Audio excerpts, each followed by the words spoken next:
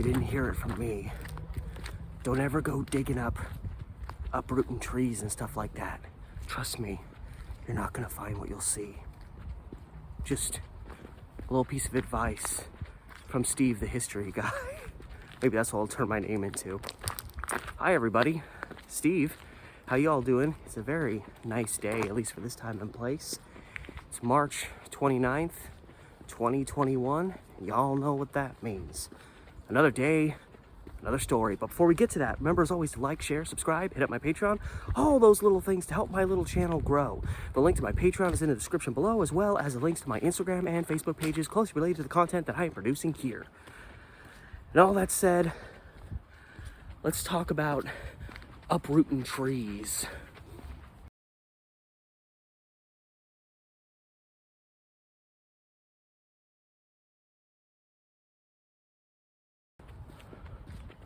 Going way back to 1915, vicinity of Seattle, Washington, more specifically Kirkland, Washington.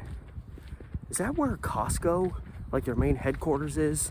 Because I noticed they always got that. They're always coming in clutch with that Kirkland stuff. Anyway, I'm not here to talk about Costco. I'm here to talk about these horrendous things and the mysteries that loom beneath. Of course, if I'm scared of trees, I picked the Pacific Northwest to live in. That was probably a dumb idea. So, down by Lake Washington, which I don't know where Lake Washington is, but it's gotta be in the vicinity of Kirkland, one would think, unless it's just shabby reporting. A farmer, man described as a farmer, was walking down along the beach. And you know, when you're down by a beach, you got winds, you got the sand, the soil isn't usually that great.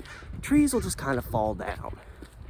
So there was, you know, there's probably a few trees in the general vicinity that fell down. It's probably a regular occurrence. Nothing to really capture, or for that matter, maintain your attention.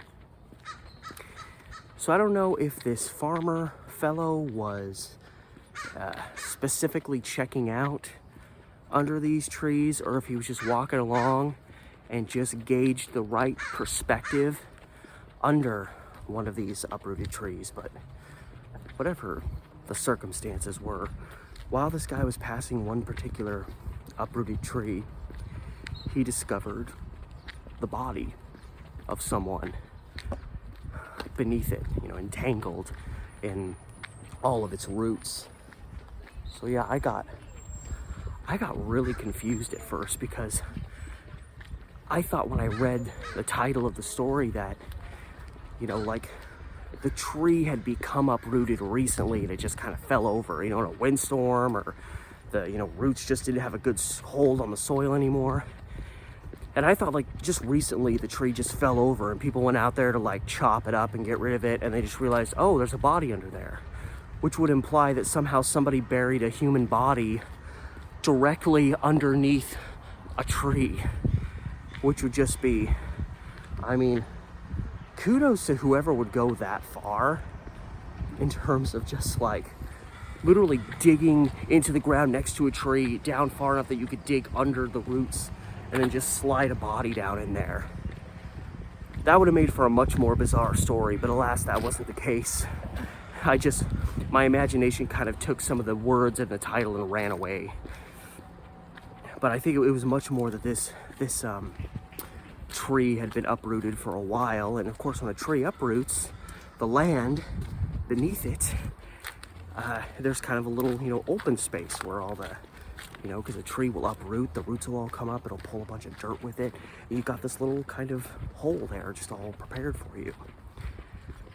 So it wasn't known how long this particular tree had been uprooted, how long, you know, somebody could have, you know, put somebody there, and how long a body would have just been left there. But a body was discovered, and it was reportedly of a young man, a guy who the newspapers described as being roughly around 20 years of age. I walked past this like 3 months ago, and this was sitting here, still here. Milk. Now, while the article expressed that a body was found, it was determined that this body had been left there for predicted like years, like at least like 4 or 5 years. Now maybe that was just a rough estimate, like right after the discovery, but that figure implies to me that this wasn't like a recent abandoned body. This was skeletal remains, and I don't know the particular area. Maybe it was an area that just not a lot of people walked that often. Maybe it was like a location that was technically like some specific person's property, and so a lot of people didn't go through there because it wasn't there. Sorry, winds, the bee just flew by me, and I'm not used to those yet. But yeah, so this body had been left there for a very long period of time, which is again, without specifics, it's hard to understand why it took so long before these remains were discovered. How deep was the hole? Now, they said he'd been buried in a shallow grave. That might have partially been the issue, but I mean, if it seems like his skeletal remains were readily visible by this point. So I don't know. I don't know the circumstances. Maybe over time, the dirt cover or sand, whatever was being used to bury the grave, it just kind of settled and the bones kind of poked out to the surface. Maybe that was what happened. It's hard to say, but the local authorities had a mystery on their hands, and they expressed that this was like the third time that something along these lines had happened in that particular area, meaning like a random body had just been found on the beach in relation to Lake Washington in the Kirkland area. So it seemed like this was a fairly common area for this type of thing to happen, at least compared to, this was not right in the middle of the city. So it was interesting to see that this place was almost becoming kind of a reoccurring place for people to abandon dead bodies, and maybe there was a connection between the crimes. Maybe there was a serial killer afoot that left some of his victims there. Who knows? Because even at the time of the article that I found, the body had just been found. We don't have an identity for this guy, so we're really at the beginning of the investigation. But the imagination can run wild with a situation like this. You've got a body discovered in an area where you maybe wouldn't necessarily expect to find one, and like others have been left there in the past. Like, it can make your imagination run a little wild. But for the sake of keeping grounded, all we know is that this one guy was found here, and yeah, he was still fairly young. No known circumstances in terms of how this particular individual came to be how he was. It was noted, and this could be, an obvious possible motive, was they noticed that even years later, his clothing was still on him and probably deteriorated to some degree, but it was noted that some of the clothing he was wearing was very expensive. So, young man in nice dress clothes, that's a very convenient target for someone who might want to rob you. And robberies go wrong, and some people that, commit various acts of crime don't like witnesses to be around. So this could have been, a robbery of some kind. This guy looked like he had a lot of money on him. Considering his youth, I get the feeling he was probably from a family that had a little bit of money.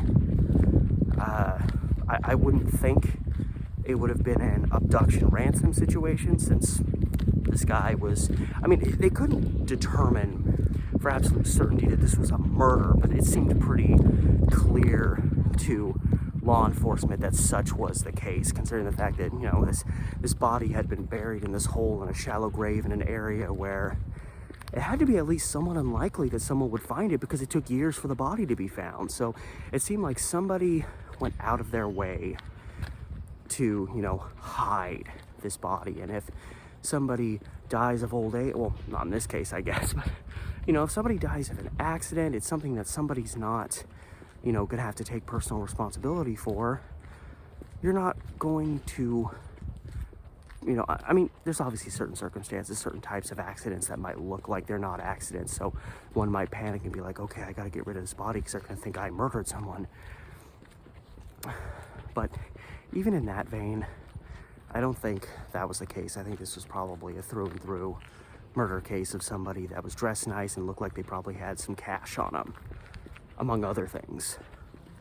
Because, you know, back in the day, if people had money and they had influence, I mean, again, this not like this never happens now, but people really went out of their way at this time to, you know, if they were well-to-do, they didn't just dress nice, but they would wear the expensive clothing. They might wear expensive, everyone wore hats back then.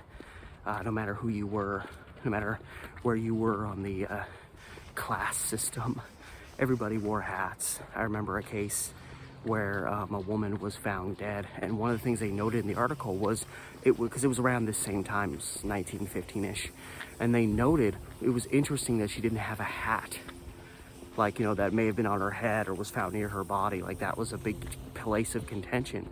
Strange that this woman didn't have a hat. But, you know, rich people would also, you know, they might wear, you know, various forms of jewelry, especially rings.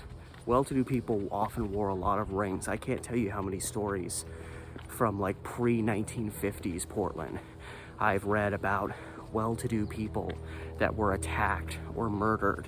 And one of the main things noted in, you know, news reports about these situations was that these men had, I say men, people, it was usually men that were getting attacked, that they would always have some articles of jewelry that went missing. So jewelry was, so maybe this young guy had some jewelry on him, and by his looks, it was assumed, hey, this guy's probably got some cash on him as well. Any assortment of possible circumstances. So, you know, that's just me theorizing based on the general information that was given. And I don't think this guy was the first guy that somebody ever thought, here's using the old head. I'll find a place where an uprooted tree is, and I'll just throw the body in the hole. The hole's already dug for me.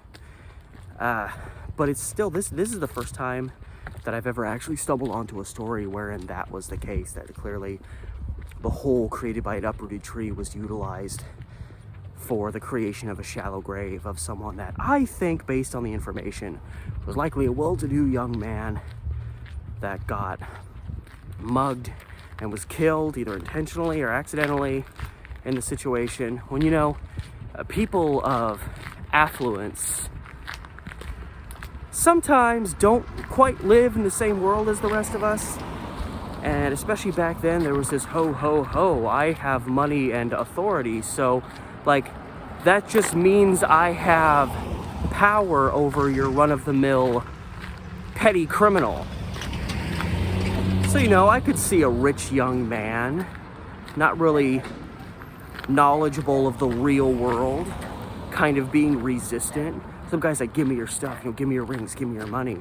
And he's like, excuse me, young man. I don't want to make fun of this guy. I'm just saying, this was a thing. And I could see someone just not really realizing the implications of the danger there and saying, absolutely not, my grandmother gave me this ring. And things kind of going south from there. I don't know if that happened. I'm throwing lots of little possibilities out there because I have no clue the circumstances. The guy in the grave could have stolen his nice clothes and he could have been a petty criminal himself. I don't know. But it was certainly an interesting little piece to stumble onto, you know, in your local newspaper. I had to flip my mask on because it's a little sketchy back there. You never know who you're going to bump into without intention. But anyway, that is the interesting story of the mystery man who was discovered buried underneath an uprooted tree.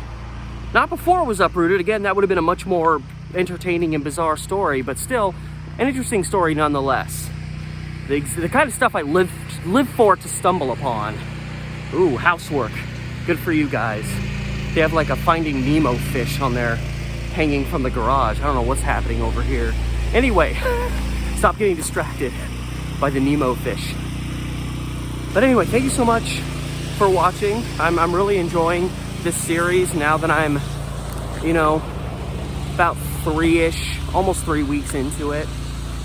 And I hope you're enjoying it as well. I'm gonna keep doing it as long as I have the fire and desire to do so, and as long as you guys are being entertained by them. The stories, that is. So all that said, remember, as always, to like, share, subscribe, hit up my Patreon. I'm always posting new stuff there to give you more bang for your buck. And also, the link to that is in the description below, but also the links to my Instagram and Facebook pages are also linked below, posting content and stuff closely related to what I'm doing on this channel, as well as my primary channel, Steve the Amateur Historian. If you haven't subscribed there yet, go do it. You shan't be sorry. I don't know why I had to put it like that. Anyway, you won't be sorry. You'll love it. And all that said, till next time, this has been Steve. Thanks again for watching, and I'll see you tomorrow.